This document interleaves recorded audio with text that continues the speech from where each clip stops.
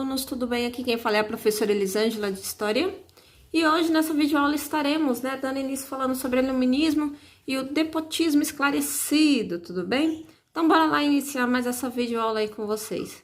Primeiramente, a gente tem que observar assim, que até o século XVIII, houve 3 momentos bastante importantes aí, na história da humanidade. Primeiramente, a gente vai dizer que o primeiro marco vai ser a civilização clássica greco-romana, que é quando, esses pensadores da época, esses filósofos da época, eles vão começar a tentar separar os atos racionais, a questão até da valorização da ideia, vamos dizer assim, da parte, como é que eu posso estar explicando para vocês, mais científica, por assim dizer, e tentar separar, sobre essa questão religiosa que até então os deuses que comandavam em tudo e comandavam em todos.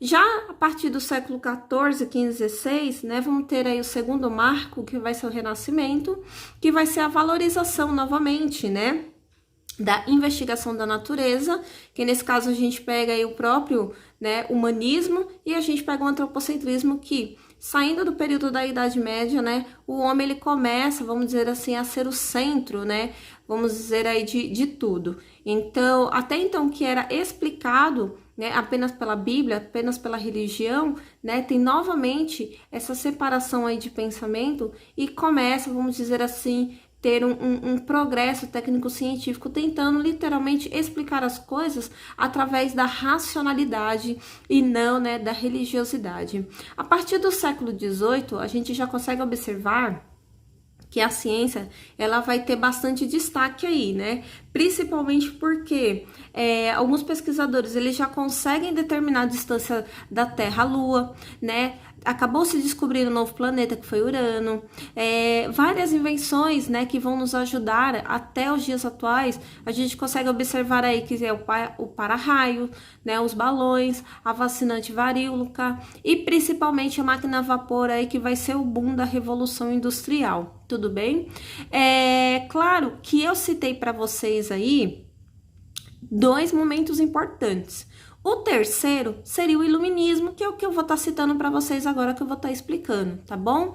Os iluministas, eles eram pensadores, que tentaram trazer a ciência, até então que eles já estavam vendo que estava sendo bastante progressivo em outras áreas, mas tentaram trazer isso daí para a política e trazer também para a sociedade. Então, eles tentaram, vamos dizer assim, resolver as coisas ruins que estavam acontecendo, Até então, que era um governo totalmente absolutista, tinha o mercantilismo, e a Igreja Católica ainda tinha uma influência muito grande, ainda em cima desses monarcas.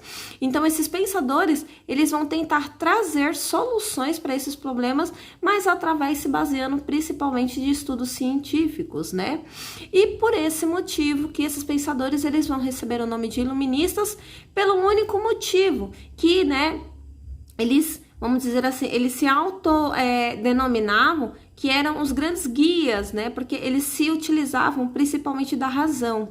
Ou seja, estávamos saindo no período de trevas, que no caso seria a Idade Média, em que a igreja ela comanda tudo e todos e não há qualquer tipo de, vamos dizer assim, questionamento, e estamos entrando, para o período das luzes, que literalmente a ciência ela começa, vamos dizer assim, a dar um esclarecimento que até então, vamos dizer assim, grande parte aí das áreas ainda não se tinham resposta, tá bom? Peguei essa charge aí para vocês.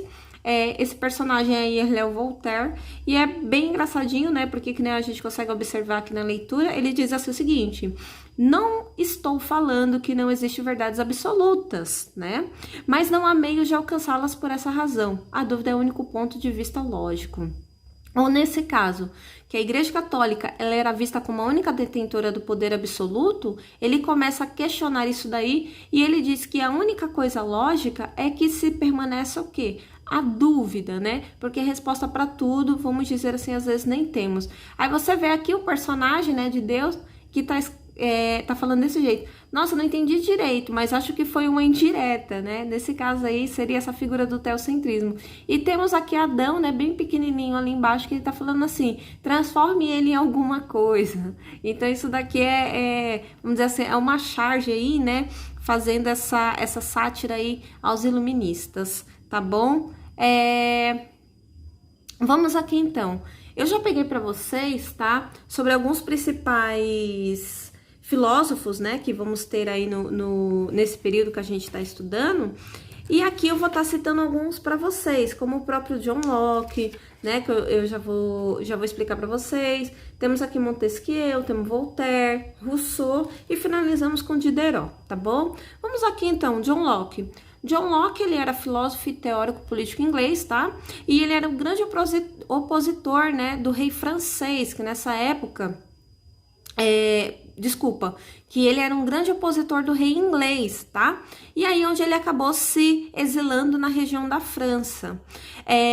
Quando na Inglaterra ocorreu a Revolução Gloriosa, né, que no caso a gente já estudou, quando a gente estava falando sobre a dinastia Stuart, né, e tem todo aquele bafafá lá, em que o monarca, ele acaba se retirando em favor do seu genro, né, e seu genro acaba assumindo, vai ser durante esse período que John Locke, ele acaba retornando, né, para a Inglaterra, e lá ele, vamos dizer assim, vai acabar criando, né, vamos dizer assim, as suas grandes teorias, até porque ele já era um grande, vamos dizer assim, filósofo, um grande pensador da época, mas vai ser, vamos dizer assim, na Inglaterra que de fato ele vai acabar defendendo bastante desses ideais aí, tá bom? Ele é considerado, né, o fundador do liberalismo político, ou seja, né, essa questão da maior participação, né, da população na política, ou seja, ele vai ser um dos maiores opositores aí do absolutismo. Ele vai defender a divisão dos três poderes, o que a gente conhece hoje como executivo, legislativo e judiciário, e ele acreditava que entre esses três poderes, quem deveria ter um poder maior, nesse caso, seria o legislativo, tudo bem? Além disso, né, ele acreditava num governo representativo, em que a população, ela tem a participação sim ativa, mas ela escolhe o seu representante através do ato da democracia, através do voto aí, tudo bem? Entre alguns dos seus pensamentos, né, a gente consegue observar aí que ele vai ter uma característica bastante forte, que ele dizia o seguinte, né, que o homem, ele cede a sua liberdade, né, individual em favor de um prol maior. Que seria esse prol maior? Fazer com que o governante, né, ele governasse de uma forma mais pacífica. Mas se esse governante, de algum fato, ele quisesse se sobrepor vamos dizer assim, esse individualismo, né, que a população sim, ela poderia se levantar, se rebelar e ir contra, né, esse novo governante. Nesse caso, ele pega aí até como exemplo a própria Revolução Gloriosa aí, tá bom? Para o John Locke, ele acreditava que o homem, ele era um cidadão e não apenas um súdito, tá? Qual é a diferença de um súdito para um cidadão? Um súdito, ele obedece ao seu monarca, né, e literalmente não faz contestações do seu poder. No caso aqui do cidadão, além dele ter uma participação ativa, né, ele também, vamos dizer assim, tem que, além de participar, ele também tem que se preocupar, vamos dizer assim, com a forma que está se governando aquele território, até porque se o território ele estiver sendo bem governado ou não, é responsabilidade desse cidadão, ele tá fiscalizando, né, nesse caso aí, esses três poderes, que no caso seria o executivo, legislativo e judiciário. Então a gente já consegue observar aqui que John Locke, ele já dá, né, literalmente as bases para o que nem eu acabei falando para vocês, que seria esse liberalismo político, tudo bem? Vamos aqui então falando sobre o próximo, né, filósofo, que é o Montesquieu. Montesquieu, né, ele era de uma família de magistrados, tá bom? De uma família, vamos dizer assim, bastante abastada. E entre o ano de 1728 e 1731, ele vai acabar fazendo uma viagem pela Europa e ele, né, vai ter a oportunidade de estar estudando, né, diversas leis e instituições políticas que até então existiam na Europa daquele período. O que predominava ainda, né, era o absolutismo monárquico. Só que ele vai acabar passando 2 anos na Inglaterra e lá ele vai acabar, né, se surpreendendo, até porque na Inglaterra o sistema governamental era a monarquia parlamentarista, em que o rei, né, ele tem a sua figura simbólica, mas quem de fato governa, no caso, seria, né, o parlamento através da Câmara dos Lordes e da Câmara dos Comuns, né, sendo administrados aí pelo primeiro-ministro, tá bom? Então, com esse, vamos dizer assim, com esse cronograma, né, com essa vasta pesquisa que ele tem nas suas mãos, ele também, né, vai ser um dos defensores, né, da divisão dos três poderes entre legislativo, executivo e judiciário, né, que nem John Locke, só que ele vai um pouquinho mais além, tá? Porque ele pregava principalmente a tolerância religiosa, né, até porque a gente já falou de outras religiões que acabou surgindo, né, a partir principalmente do século XVI, com a Reforma Protestante. Ele vai ser um cara totalmente contra, né, a tortura. Ele vai ser contra a escravidão e também, né, sobre o tráfico de escravos. A gente já consegue observar aqui que ele vai ser um dos filósofos aí, vamos dizer assim, precursores, por essa questão aí até de tentar lutar, né, contra essa, vamos dizer assim, esse sistema aí que até então vai ser algo tão totalmente contaminoso e posteriormente a própria Inglaterra vai ser uma grande defensora aí, né, principalmente da abolição, né, da escravatura. O Montesquieu, grande parte das suas ideias vai acabar influenciando a Revolução Francesa. Por que a gente cita a Revolução Francesa? A Revolução Francesa ela vai ser um dos marcos mais importantes da nossa história, porque é ela, né, que finaliza o período da Idade Moderna e inicia, o período da Idade Contemporânea, tá? Então ele vai ser aí um dos filósofos que vai acabar influenciando, vamos dizer, esses revoltosos aí, né, na França. Vamos aqui, né, falar sobre um que eu particularmente, né, eu acho que é o mais fanfarrão, por assim dizer. Temos aqui o Voltaire. O Voltaire, ele era contemporâneo, vivia na mesma época, né, do que o Montesquieu. E esse cara, ele vai ser preso, gente, várias vezes. Ele vai ser preso a primeira vez, né, por tirar o sarro, né, de Filipe de Orleans, que até então era o regente, né, da França. Ele vai acabar sendo solto, posteriormente ele vai ser preso e depois, quando ele for solto novamente, ele vai acabar se exilando na Inglaterra, até porque, vamos dizer assim, ele tinha medo de ser preso. Ele vai ficar na Inglaterra, né, durante aí em torno mais ou menos de 4 anos, e aí quando ele vê que as coisas já estão melhor, né, ele volta novamente para a França.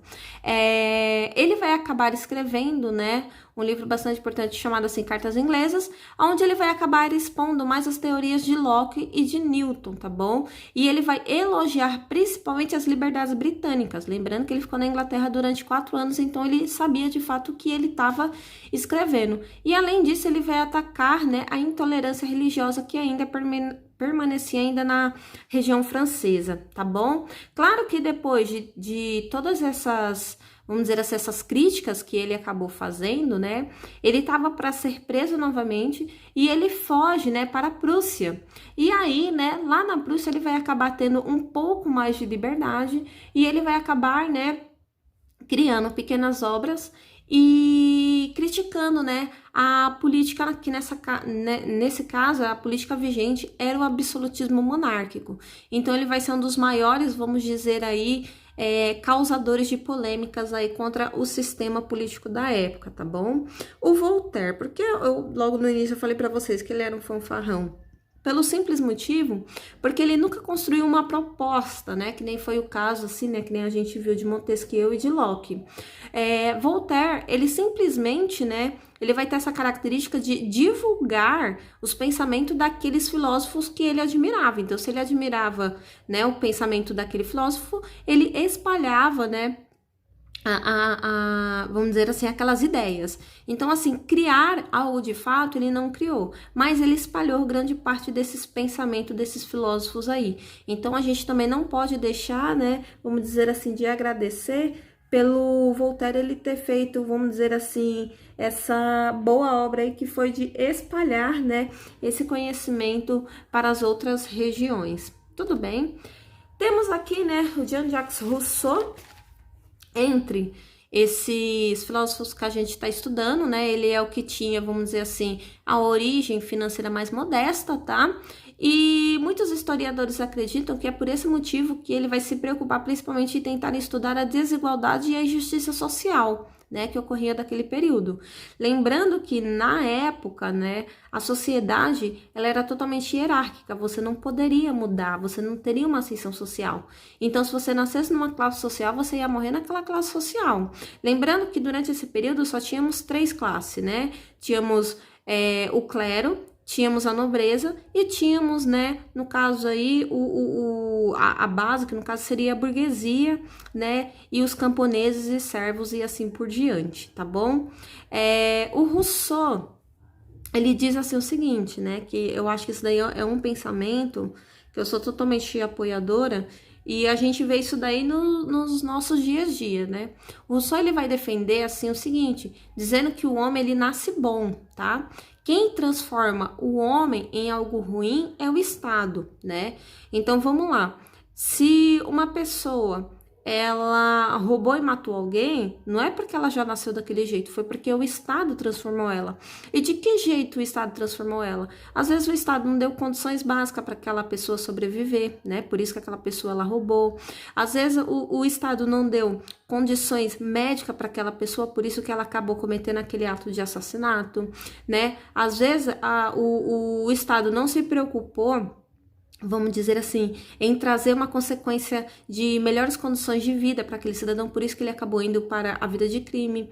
Então, assim, ele diz que a responsabilidade, né, daquele cidadão é do Estado. Então, o Estado, ele tem que promover, vamos dizer assim, as necessidades básicas para aquele cidadão, ele tenha, vamos dizer assim, o mínimo possível, né, para se transformar, né, ou melhor, para se permanecer uma pessoa boa. Então, isso daí vai ser um pensamento dele, né, que muitos historiadores, eles tentam até justificar os caos sociais que acontecem em país subdesenvolvido, muito por conta disso, né? Porque se o problema ela ocorre, não é por conta da sociedade, mas sim por conta dos seus governantes, tá bom? Ele vai escrever aí, né, o famoso contrato social, em que ele dizia assim, o seguinte, que todos os homens são iguais e livres, tá bom? E que, no caso, a organização política, ou nesse caso o Estado, né, ele deveria defender cada um desse cidadão aí. E isso vai ser bastante importante nessa questão do contrato social, que ele diz assim, o seguinte, que cada um cede para um bem maior, que nesse caso seria, né, para fazer com que o reino, para fazer com que o Estado, ele fosse muito mais próspero, tá? Ele também vai ser um dos filósofos, né, que vai acabar influenciando aí, né, a Revolução Francesa, tá bom? Vamos aqui para o último, né, o Denis Diderot. O Denis Diderot, gente, ele é um cara, assim, totalmente intelectualizado, ele tinha conhecimento em vários assuntos, tá bom? Ele foi preso, ele era ateu, e vamos dizer assim, por ele ser totalmente contra algumas ideias do Estado, né, ele, vamos dizer assim, ele acabou, vamos dizer assim, sendo um dos filósofos aí, né, que a gente pode, vamos dizer assim, que não construiu bases, vamos dizer assim, de uma nova filosofia, mas ele vai ser muito responsável por uma coisinha que vai ser chamada enciclopédia. O que seria essa enciclopédia, né? A enciclopédia, ela nada mais é do que a reunião, né, de vários assuntos, né, que foram colocados de forma escrita, de uma forma totalmente ordenada, né? Claro que ele não fez tudo isso daí sozinho, ele teve a ajuda de vários colaboradores, mas ele foi o primeiro de tentar reunir todos os conhecimentos, vamos dizer assim, né, científicos, que até então se tinha da humanidade, em livros. Isso vai ser totalmente inédito, porque imagine você agora, a partir desse momento, que até então você não conseguia ter explicação para vários assuntos, agora você consegue, né, ter a explicação, ter toda essa abordagem, ter todas essas justificativas, né, em uma coleção de livros em livros.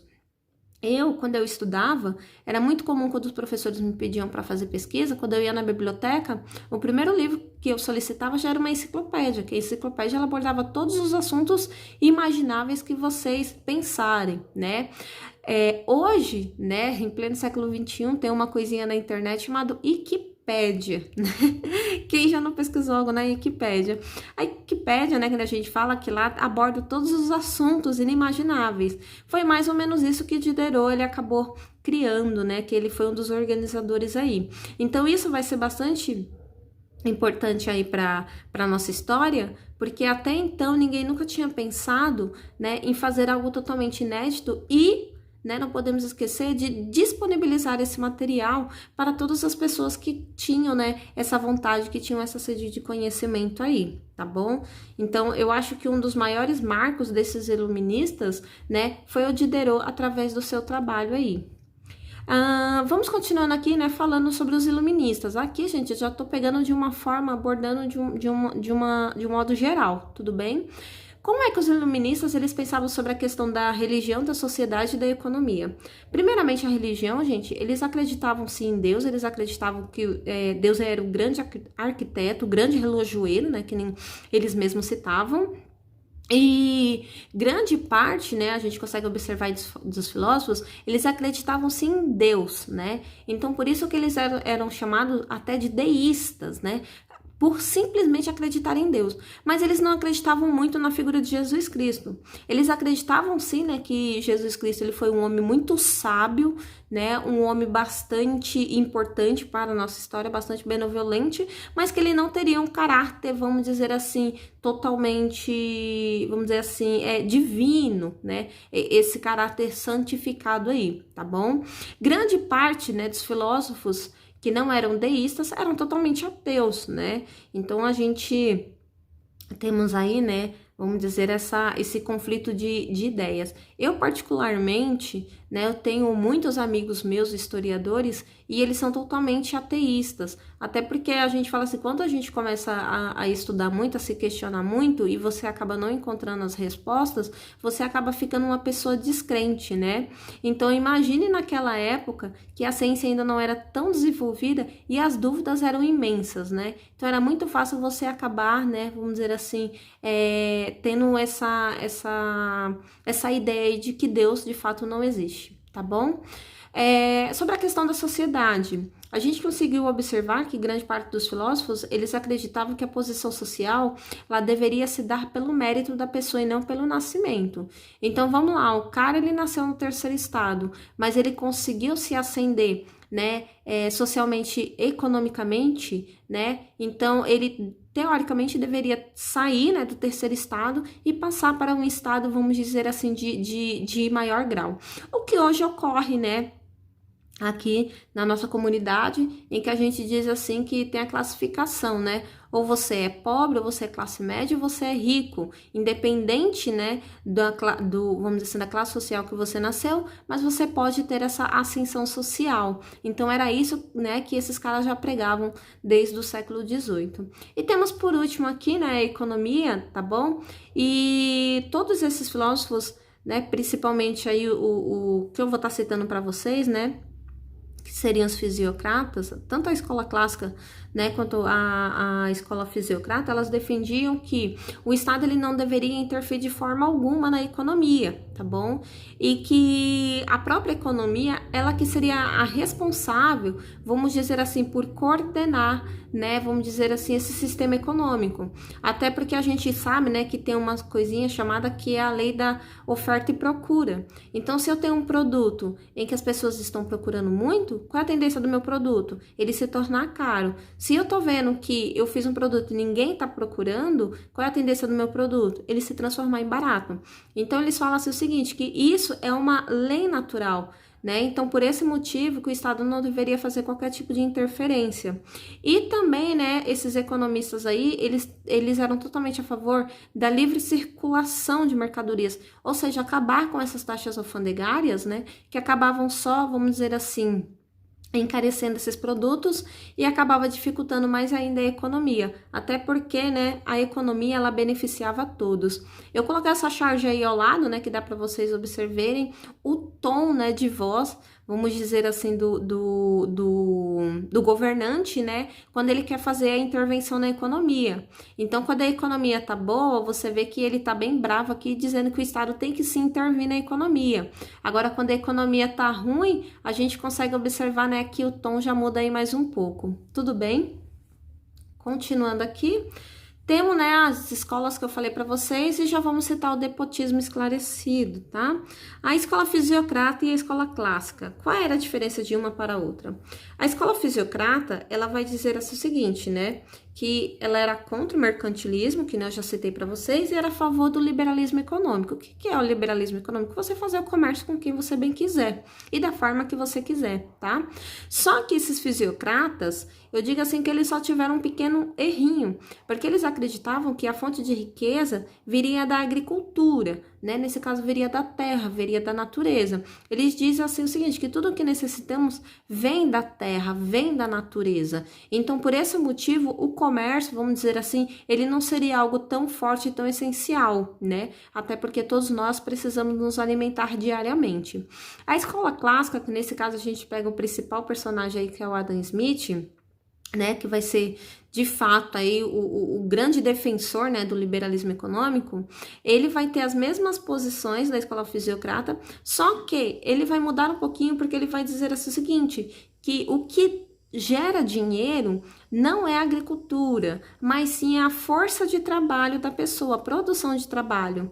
Então, ele vai falar que sim, você deve dar uma maior atenção, principalmente às manufaturas, ao comércio, porque é elas que vão gerar grande parte dos lucros aí. Além disso, ele também vai ser um grande defensor, né, do individualismo econômico, ou seja, é cada um por si e Deus por todos. Então, se eu quero conquistar algo, eu tenho que trabalhar muito, eu tenho que economizar muito para eu conseguir aquilo dali, né? E não ficar esperando literalmente que algo caia na minha mão. Até porque ele vai dizer assim o seguinte, não adianta, né, vamos dizer assim um exemplo, não adianta eu ser o dono de terra, mas eu não trabalhar nessa terra. Essa terra vai produzir algo? Não vai produzir nada. Então, o que gera dinheiro, o que gera lucro, né, o que faz enriquecer as pessoas, nesse caso, né, a sua força de trabalho, tá bom?